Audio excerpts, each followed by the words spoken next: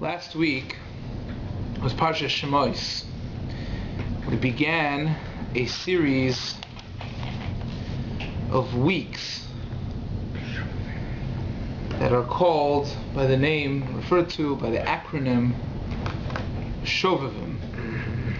In a leap year, it's called Shovavim Tat. This year is a leap year, so we call it Shovavim Tat. What is Shovavim? Shovavim. So it kind of sounds a little bit like Shuv, Lashuv, Shovavim, people that return. In fact, if you know Hebrew, Shovav means something else. But either way, Shovavim is the acronym for Shemos, Vaera, Boy, space, Shalach, Yisro, Mishpatim, and Tat is Teruma and Tetzaveh. So Shovavim is 6 weeks, Tat is another 2, and they are categorized under this title called Shovavim. What does it mean? The Vaera Heitev in Shulchan Aruch Siman Tafresh Pei says that there are many people who have a custom to fast on Monday and Thursday every week of Shovavim. Starting from last Monday for 6 weeks or 8 weeks this year, to fast, to have a tainus on the Mondays and the Thursdays of the Yemei Shovavim. And the Arizal, the short one, not the whole year, the whole day. The whole day. The whole day. The Arizal, he brings an Arizal there in the Ber Heitev, explains that these days are misugal, the spiritual potential of these days have within them a tikkun for the avon hakeri. A tikkun, it's a tshuva for the sin of wasteful emission, bodily emission. Yoser mikol hashan. These days are misugal, they have within them that koach hatshuva, that spiritual energy for people to do tshuva during these days for that particular Aveira more than any other day of the year. For those who fast and for those who do tshuva. Why do we start Parsha Shemos? So the Arizal continues, he says, Sha'oz hischil hashibud. Parsha Shemos is when the Golus of Mitzrayim, or the Mitzrayim, the Egyptians put us under, they put us to work in the Shibud. They made us slaves. Since that started during the week of Parsha Shemos, and what caused the Shibud, Mitzrayim? What caused this exile of Egypt? That exile of Egypt was decreed to the Bnei Yisrael, to the children of Israel, in order to fix the sin of keri, wasteful bodily emission. Whose keri? Of Adam Harishon. Chazal teach us that Adam Harishon was porish from his after the sin, after his children died, he separated from his wife for 130 years, and during that time span, any wasteful emission that he had was considered like some sort of sin, and we needed the Golus of Mitzrayim, the Shibud Mitzrayim, in order to fix that sin. We're not going to attempt to try to understand that today. We're going to try to take it on a practical level. That sin was sort of, it was put into the Bria, it was put into the world through the Golus of Mitzrayim. It's part of that practically, see, from this scene, some these monkeys they came. It's like derivation of that. There was a couple of things regarding that. Yeah. What its original. I think Tower of Babel may have been. Yeah. Also Tower of Babel, but one of the things that from there. Yeah. Okay. So that's why these weeks are significant. Shemos, Vaera, Bo, Bishalach, Yisro, Mishpatim. In the normal year, these are all the weeks that within them we talk about Yitzias Mitzrayim until Kabbalah Torah, until we receive the Torah. And then for a leap year we add Truma and Tetzaveh, which is the building of the Mishkan. We'll go into that. I heard a word from Rabbi Nissen Kaplan. He said over b'Shem Sfarim, Eilish Shemos b'nei Yisrael haboyim Mitzrayim. We read last week. These are the names of the children of Israel that are coming to Mitzrayim. Why did it say haboyim Mitzrayim? It should have said Shebo Mitzrayim, that they went to Mitzrayim, not they're coming. Haboyim, it means present tense. They're still coming to Mitzrayim. So many of the Mefarshim answer that really when they went down to Egypt, they did not intend to stay there in a permanent way. They intended just to be there for a few years and then come back to Eretz Yisrael. So it was never Shebo. It wasn't that they came to Egypt and they settled there. It was Haboyim Mitzrayim. They were still coming down to Egypt. It was not B'derech Kvius. It wasn't a set thing. It was something that they only envisioned to be temporary. But he says, another answer that's given is that every year the Bnei Yisrael, SHMOS Bnei Yisrael Haboyim Mitzrayim, that we come down to Mitzrayim, we come down to this Golus to become embodied in the Golus, and eventually come out of the break free from the Golus. With Yitzias Mitzrayim, Kabbalah Torah, Chag Pesach, and Shavuos. Every year we go through the same process in order to be misakein this sin, in order to fix and to do tshuva on these averas. The reason why we went to Mitzrayim in the first place was a tikkun for the chet hakeri, for the chet of bodily emission, for a wasteful purpose. And now every year we're boyim Mitzrayim again and again and again. We're still coming down to Mitzrayim.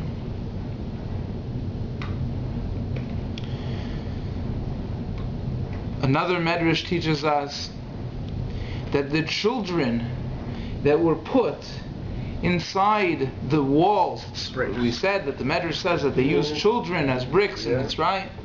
Those children that were put inside the walls, used the bricks, were the neshamos of the carry, of the tumas hakeri, of the bodily emission that was wasted by Adam Rishon.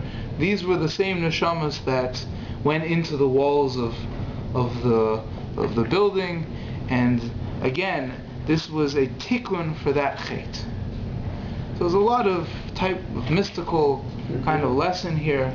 Let's try to bring it onto a practical level. What does this all mean to us? The Sefer Reishis Chachma tells us the following. Shmiras halashon, literally, watching our own tongues, is the power of watching our tongues guards against is the Shmiras Habris. If we watch our tongues properly, then Hashem will also save us from that sin. If we watch our tongue, so Hashem will watch our bris. What does that mean? Hashem blew into every individual nishmas chayim. Vayipach ba'apav nishmas chayim. He gave us the power of speech. He gave us as human beings the ability to speak. That ability animals don't have. Only human beings have it. reserved. And not only do we have the same power of speech that regular human beings have, but we have nishmas chayim. We have a neshama Torah, a spiritual soul. We, as Hashem's chosen people, were given a special neshama of Klal Yisrael. That's embodied in the ruach mimalula, as Onkelos explains. Vayipach ba'apav nishmas chayim. Hashem blew inside of us a neshama. Onkelos says there, l'ruach mimalua. It's a talking spirit. That's what we are. Our speech embodies our neshama. The way that we speak reflects our neshama. If we watch the way that we speak, and we're careful not to speak negatively about people, if we're careful not to speak lashon hara about other people, then essentially we're guarding the bris halashon. We're guarding the treaty Hashem gave us in neshama, and we protect it by keeping our speech pure. Since the neshama is embodied in the speech, if we have clean speech, if we're careful not to speak derogatorily about somebody else, then our neshama is kept clean. That connection with the Ribono Shel Olam is clean. How so? By keeping our speech clean. Why? Because our neshama is reflected through our speech, as Onkelos says, "Vayipach ba'apav nishmas chayim l'ruach mimalala." When Hashem blew inside of us a neshama, it gave us the ability to speak. So our speech is a direct reflection on our neshama. If we keep our speech clean, then we keep our neshama, which is our connection with the Ribono Shel Olam, our bris, which means, what is a bris? A treaty between two people.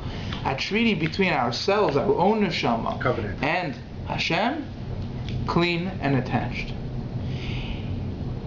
Opposite, or keneged, that bris halashon, the spirit, the treaty that we have in our mouths,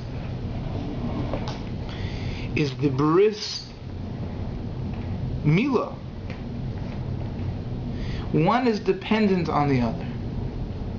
Says the Reishis Chachma, if we're careful to guard our bris peh, our bris lashon, then automatically our connection, our holy connection that we have to the Ribono Shel Olam through the bris mila will also be watched and guarded.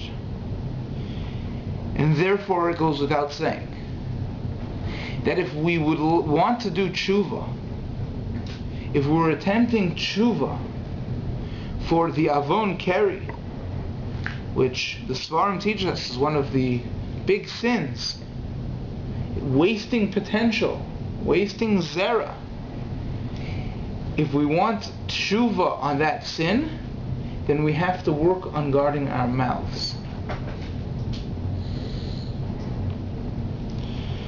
The Sefer Yesoda Avoda was written by the Slonim Rebbe, says that a tikkun godol for this sin is to learn 5 hours straight without stopping to speak and without eating or drinking at all.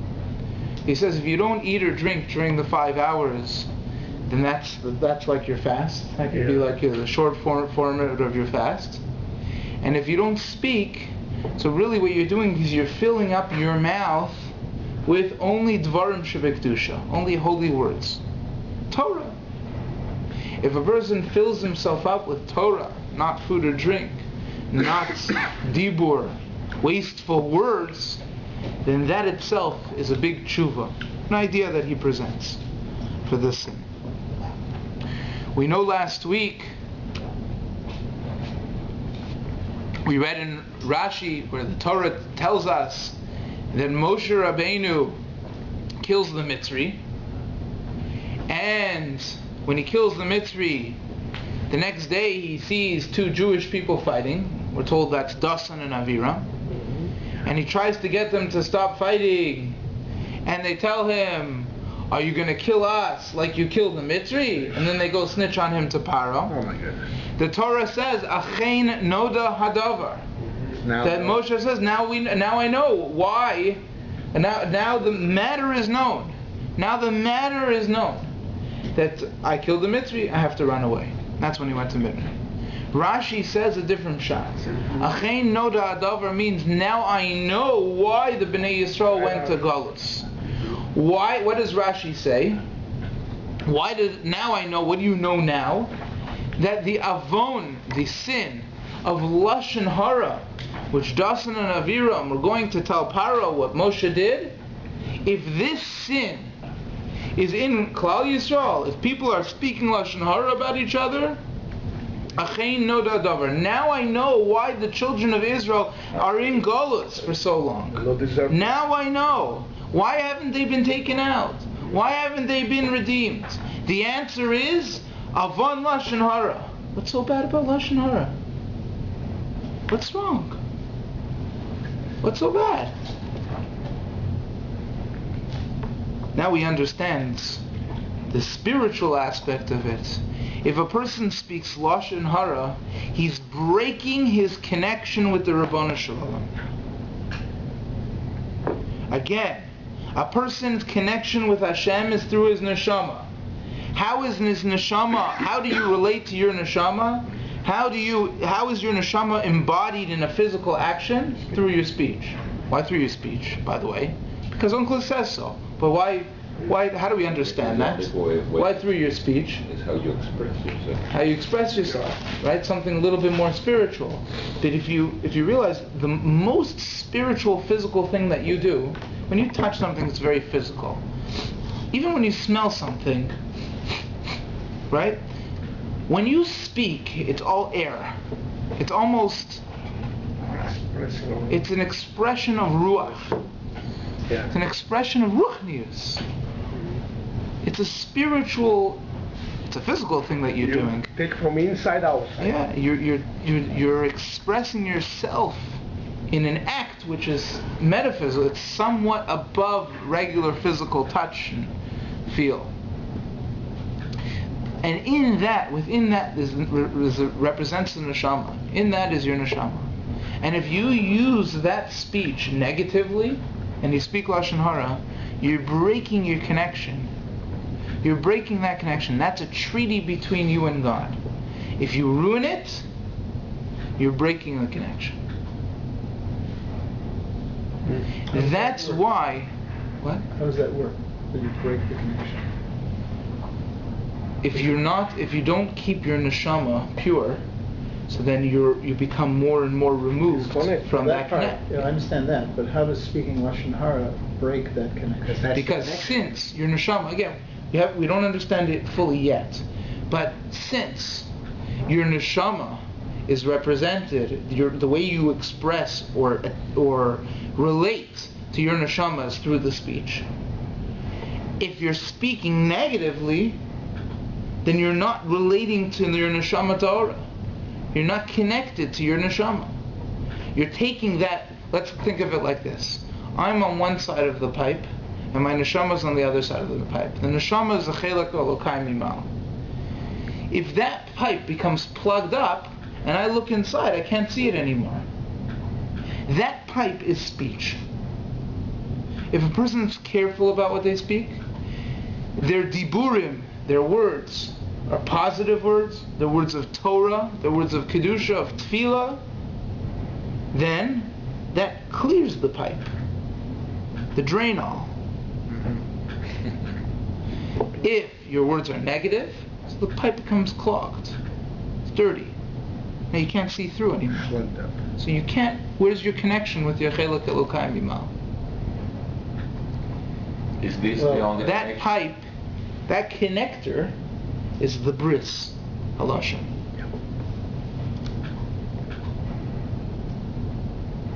It's the moshel. The lashon is connected to the neshama. The neshama has the connection with the bris. No, the neshama is the Chelak Elokai Mimal. The neshama is your connection with Hashem, right? So It's part of Hashem. right. Right. maintain the ability to connect with your neshama, kaviyachal, the chelak elokayim imal, through your peh. If you use your words properly, you're better connected. So you better connect to your neshama. And what happens when you speak lashon hara? Achein no dahadavar.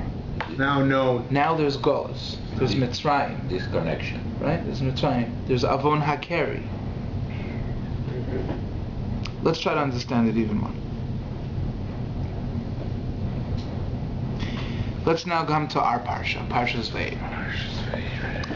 We know in Parshas Vaera, we're told, Hashem says to Moshe in the beginning of the Parsha, that I have heard the pain, the anguish of the Bnei Yisrael in Mitzrayim, and I've remembered them. I've remembered my treaty. Ve'ezkor es berisi. I've remembered my treaty with Avram, Yitzchak, and Yaakov. Lochein emor livnei Yisrael ani Hashem. So say to the Bnei Yisrael that I am God. Asher ani Hashem. V'hutzeisi eschem mitacha sivlos Mitzrayim. I'm taking them out from the burden of Egypt. V'hitzalti eschem me'avodasim, and I will save you from their work. V'ga'alti eschem mizroa netuya uvishvatim gdalim, and I'm going to redeem you with an outstretched arm. V'lakachti eschem li la'am, and I'm going to take you for a nation. V'yisi lachem la'lokim, and I'm going to be for you for a God. V'yadatim ki ani Hashem l'keichem amotzi eschem mitachas sivlos Mitzrayim. Finally, v'havesi eschem el haaretz, and I'm going to bring you to the land. We're very familiar with these psukim because of the night of the Seder. We know that these are called Votseisi v'Itzalti v'Ga'alti v'Lakachti, the Dalid Lishonos Shel Geula. These four Lishonos, languages or words, so to speak, of redemption. And then finally they culminate into Ve'avesi Eschem El Haaretz. These four Lishonos Shel Geula, why are they significant the night of the Seder? Because we drink 4 cups of wine. The night of the Seder. One is called Votseisi, then V'Itzalti, V'Ga'alti, V'Lakachti. What are these 4 Lishonos Shel Geula? There's a medrash in the Yalkut Shimoni. Omer Rav Huna bar Kapara, Rav Huna says, B'schus arba devorim nigalu Yisrael mimitzrayim. Opposite the 4 Lishonos of Geula, the 4 expressions of redemption are 4 merits that the Bnei Yisrael had when they left Egypt. What are they?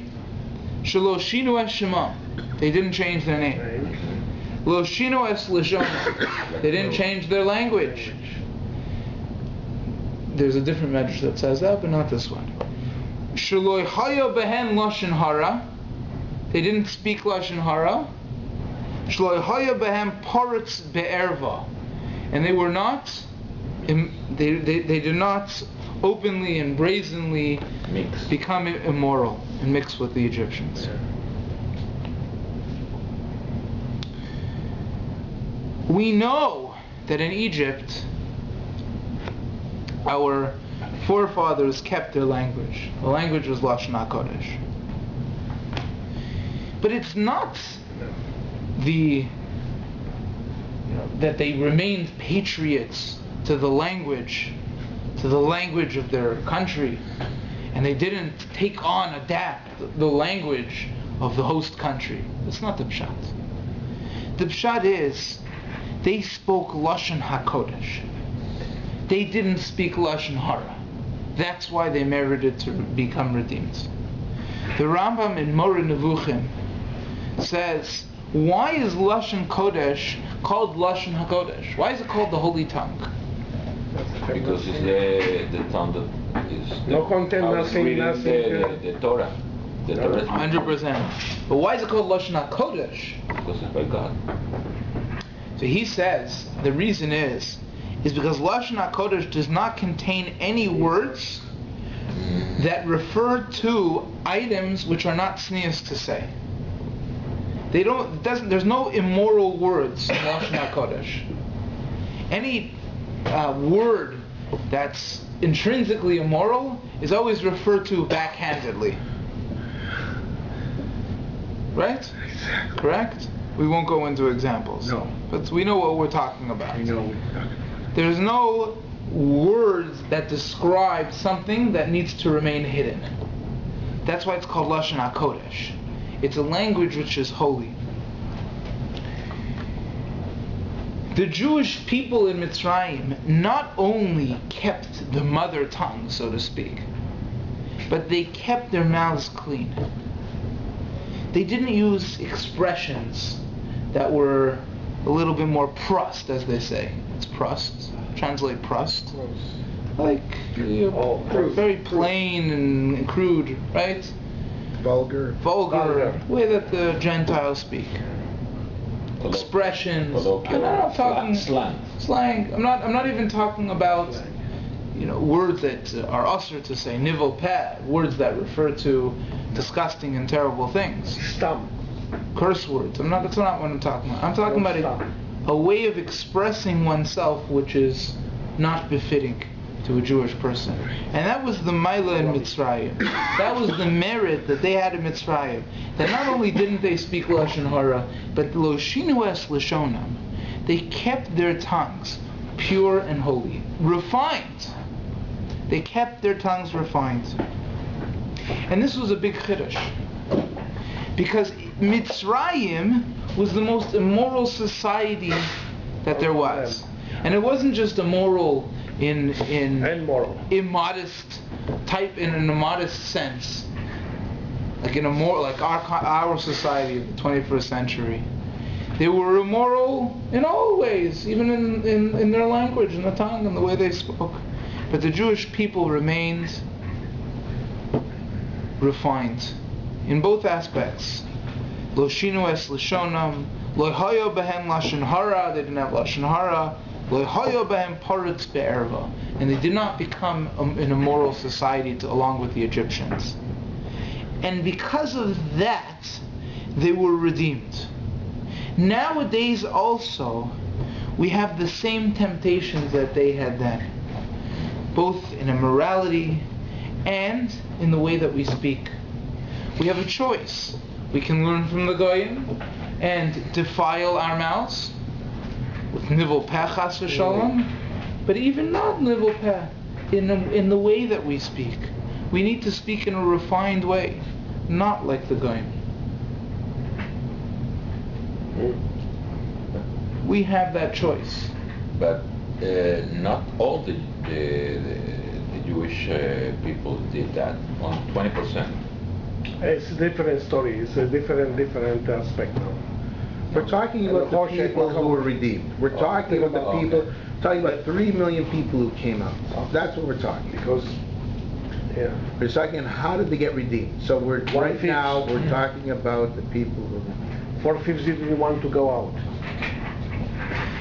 The Shamshon Pincus in Sefer Shimshon says a wonderful mashal. The pasuk in Koheles says, "Kol amal ha'adam lefihu." The toil of man is for his mouth. He has to toil in his mouth. What does that mean?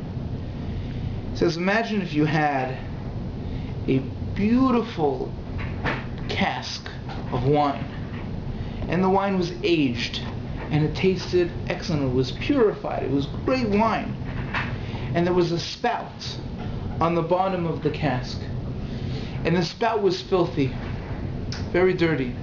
And you opened the spout and you took out the wine. You're very excited to drink it. And then all of a sudden you see pieces of dirt floating around your wine.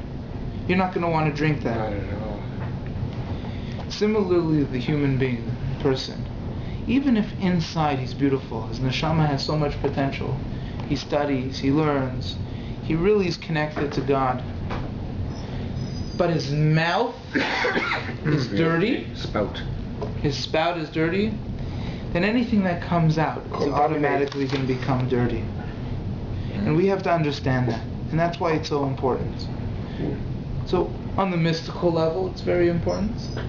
On the deep level, it's very important. That's our connection with our neshama.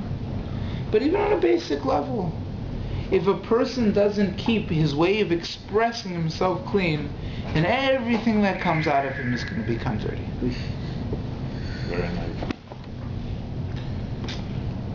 Different Shemos. That's in Parshas Vaera. The Or Gidal Yahu brings a Balaturim. Beautiful, beautiful Balaturim. The Balaturim says that the 4 Lishonos Shel Geula that we mentioned, Kineged, are opposite, they reflect Arba'a Malchios. The 4 kings. What are the 4 kings? It means the 4 kingdoms, the 4 dominions, the 4 Golios, the 4 exiles. What are the 4 exiles? Bavel. Golos Bavel, Golos Greek. Paras Umadai, first Persia, Golos Yavan, Greece, Edom. and Golos Edom, Edom. the Roman Christian Golos.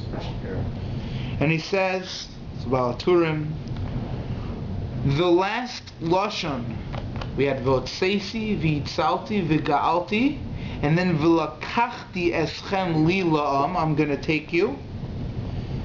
That last one is Kineged Edom. That's opposite Golos of Christianity. Valkein ksiv bei V'lakachti. That's what he says, I have to take you out. Ka'adam halokeach b'chazaka. Like a person who has to grab with full strength. Shu kasha mikulam. Because the last Golos is the most difficult. So Hashem has to vilakachti eschem li la'am. I have to take you physically, I have to literally take you to be for me for a nation. We see that these 4 lishonos shel geula are kineged, reflect, are opposite Golos, the 4 Golios. Why 4? Because we have to be redeemed from each exile, from each Golos. The SHMOS says in a little bit differently the same thing. The Dalid Lishonos Shel Geula. Which year is this? It's in Tov Reish Mem Vav. Thank you. Says the SHMOS, and he's quoting a Zohar. Ki hadibur haya begolus. Speech was in Golos. What does he mean that? Speech is in Golos. What does that mean? Have you ever wondered why the Dalid Lishonos Shel Geula, the 4 expressions of Geula, are called Lishonos? Yeah, expression. Why not the 4 words of Geula? Milim. Arba Milim. It's Lishonos. What are Lishonos? What are Lishonos? Again. Lashon. Lashon. So SHMOS brings a Zohar that says that the Dibur, ki Dibur hoya begalus, ad Kabbalas HaTorah. T'chsiv v'yedaber. It's the next pasuk. Literally, the 4 lishonos of Geula, which each, as the Balaturim says, represent a different Golos, each represent the fact that in each of those Golios, in those exiles, the speech was in Golos. What does it mean the speech was in Golos? It's a whole shtickle over here trying to explain it. I'm not going to say the whole thing. But what does it mean the speech was in Golos? Our tongue was in Golos. If we think about it for a second, we will understand that Golos means, what is Golos? What is Geula? Golos means we're disconnected. Yeah. Our relationship with the Ribono Shel Olam is not clear. It's not, almost not, you can't feel it. There's something blocking. And we explained that when there's something wrong with our speech, when our speech is not pure, when we're not talking in a refined way and we're saying Lashon Hara, So we lack the ability to connect properly with our neshama. The pipe is clogged. We need a plumber. That's gullus. That's what it means. Our speech is in gullus. Our words are in gullus because our words, which represent our neshama, we're not connecting with our neshama properly through our words.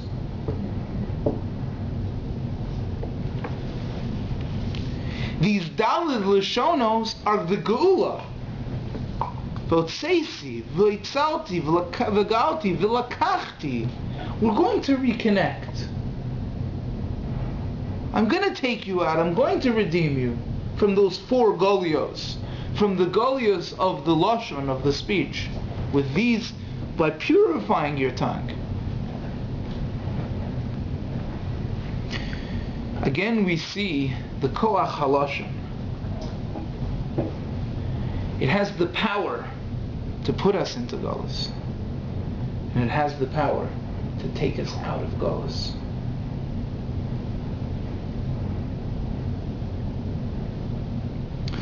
Another SHMOS, this time in Tafresh Nunches,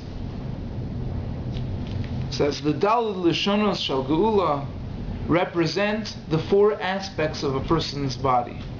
What are the 4 aspects of our body? Eish, fire. Water. Mayim, water. Earth. Afar, earth. And Air. ruach. Ruach. Yeah. Ruach. And the SHMOS says,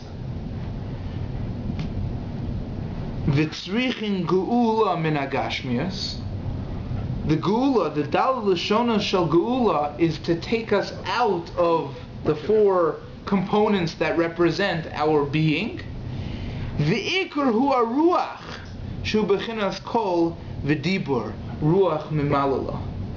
The ikar is to bring us, to elevate us to a state of ruach, voice, speech, ruach mimalala. That's geula. The daled lashonos, lashon shel geula, means to refine us in a way that our speech is purified, is clear. We're not speaking lashon hara, and we have the ability to connect. That is geula.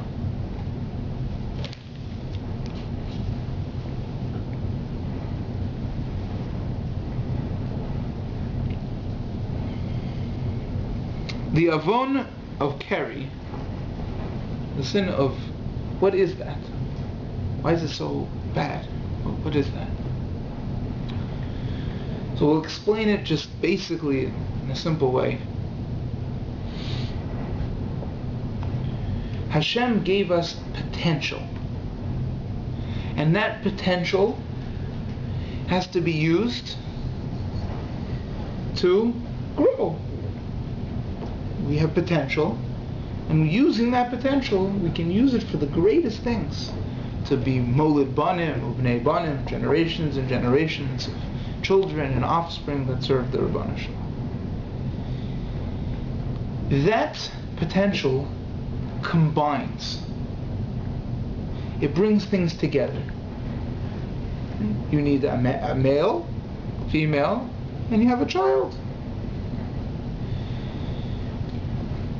When it's wasted, so that potential, the neshama, that potential, it wasn't fertilized, it wasn't put in the right place, so to speak, and things that are supposed to become together are separated. Okay? That's adkan. That's all I'm going to say. Bris Mila. What is bris Mila? Bris, treaty. Treaty means Of the word. 2 people together. Bris. Coming together. The Mila.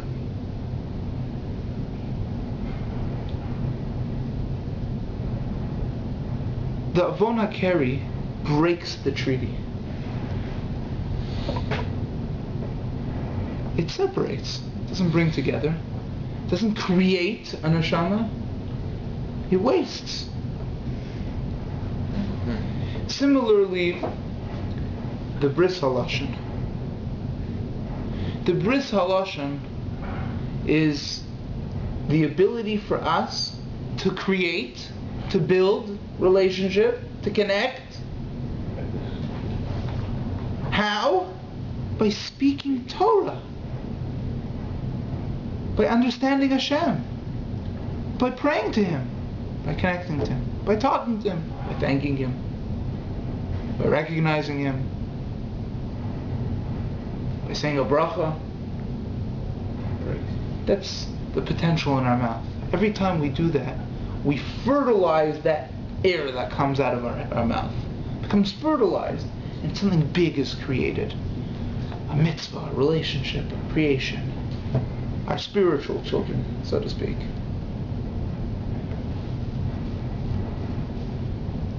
When a person uses his mouth for negative things, if he is mishana es lashona, if he does speak lashon hara, he's doing one of the worst things possible. You're taking all of that spiritual potential, taking that potential, you're wasting it. It's really the same thing. Mm-hmm. It's the same thing. You're taking potential and you're wasting it. You're blocking it. You're not allowing yourself to connect. Things are going separate, not together. These weeks are Shovavim Tat.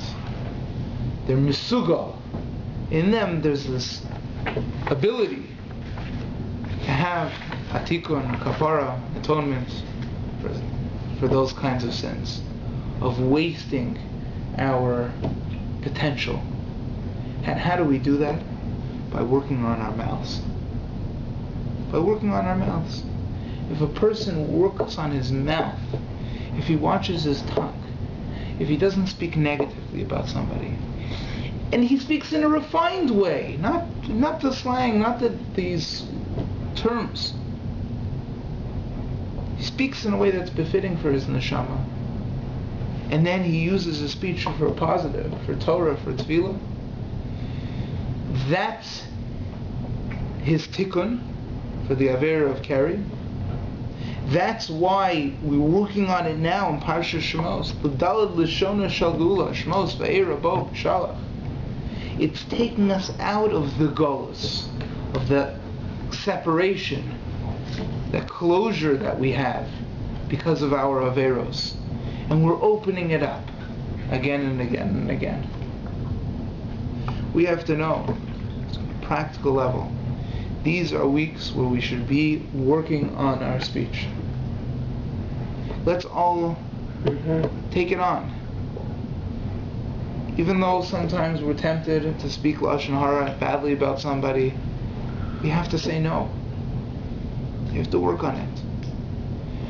When we daven, sometimes, when we daven, we're thinking about other things, but sometimes we don't say the words clearly. We just mumble them. No. We have to say the words loud and clear. Mm-hmm. And if that means we can't finish everything, then we can't finish everything. But we have to say the words loud and clear. Right. When we study Torah, we have to read it. B'kol. Torah is niknas b'kol. You have to say the words. It has to become part of you. When you speak, it becomes part of your neshama. Why? Because that's the expression of your neshama. So when you say davening and when you express the words of tefillah, they become ingrained in your neshama. If you just think it, doesn't become part of you. You have to understand what you're saying. You have to say it. You have to say it. It has to become part of you. So on the negative, let's work on that. On the positive, we'll work on that. And b'schus zeh, if we work on it and we have that merit, Hashem will forgive us for any sins. No matter how grave they were, no matter how big they were, they're nothing compared to the explosion, the atom bomb of spirituality that's created when using your speech properly, when channeling that energy in the right way. Hashem should give us the opportunity in the weeks of Shovavim to work on this so that we can show Him that We've had enough of the golus. We've had enough of the clogs, and the closures, and the stuffings. We want to break through already the Daled Lishona Shel Gula. We want to come to the final redemption. And the Rebbeinu Shalom will take us out of this difficult and long golus. V'lakachti eschem li la'am, and I'm going to take you b'chazah, b'chozek, with strength. I'm going to take you and pluck you right out. B'schus haloshen, because of the bris that we're going to be working on with the coming of Mashiach Tzidkeinu b'meir v'meinu amen. Amen.